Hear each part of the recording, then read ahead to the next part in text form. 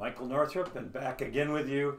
I've moved the camera a little closer so you can see detail. Now, unfortunately, I'm afraid that as I was working on the last video, my computer crashed and it did not save the video I was working on. I have worked for the last couple of hours trying to recover what was there.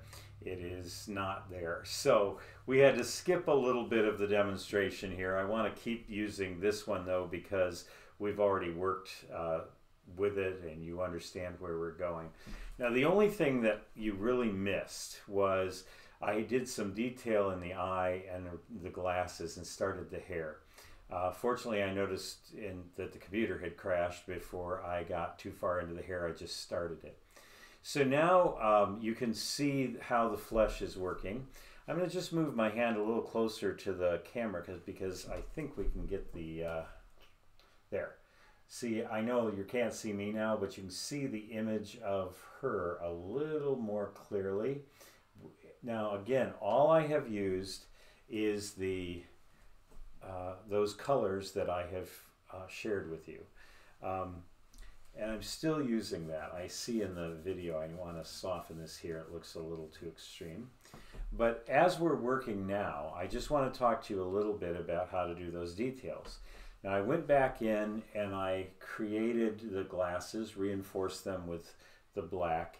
Now the glasses are brown, so when I went back in, I did just little bits of brown, and I have a little more to do here in the frame of the glasses and in here and coming back here. A little more black in here. Like I said, I hadn't finished this before the crash, so all of those things we can do. But the face is all exactly the working that we were doing before. I did go back and add just a little bit of brown in the eyes and reinforce the pupil to be a little darker. And again, that's not something you'll be able to see because of the poor quality of the computer camera here. So what you basically have is the finished piece of the flesh. Now I've had my spouse come up and approve it, and so it has the seal of approval, and now I can move forward with the rest of it. We're going to put her in a little bit of a burgundy violet. I'm going to try this one. I have an image of a favorite blouse that I'm going to use here.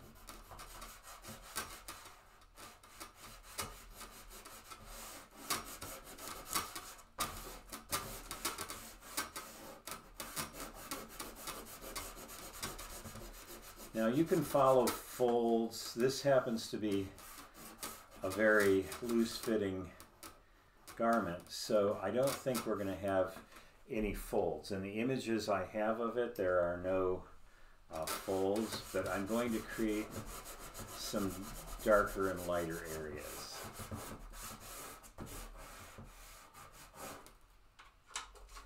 And I'm going to come back in with my trusty blue violet that I started with, create a little bit of a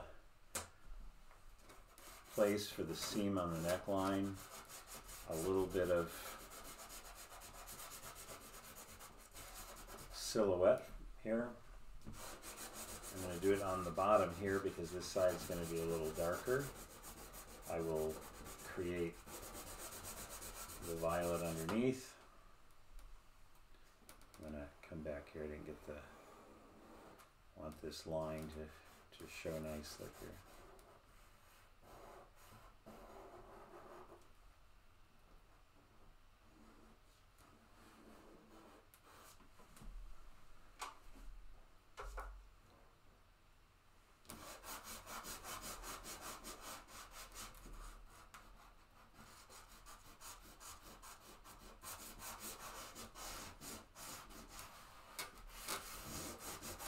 So we're just playing with this a little bit. It gives us a nice color to work against so that we have what we would call a foil to the flesh. We're looking for something that gives us a little bit of change from what we're looking at in the flesh. I'm going to just make this a little more violet.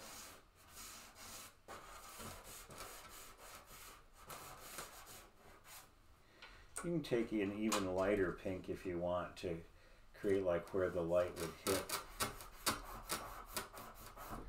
Now this is a good opportunity. The pastel's not sticking here because I had background and then I had white, and now I'm going over with this. This is a kneaded eraser, and the kneaded eraser is perfect for these little problems. We can go in here and lift pastel.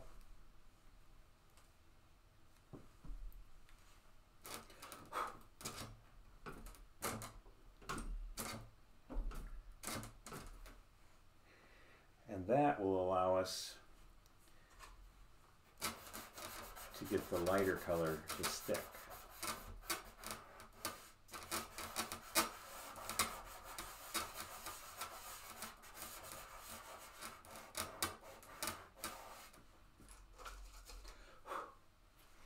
Now this particular piece has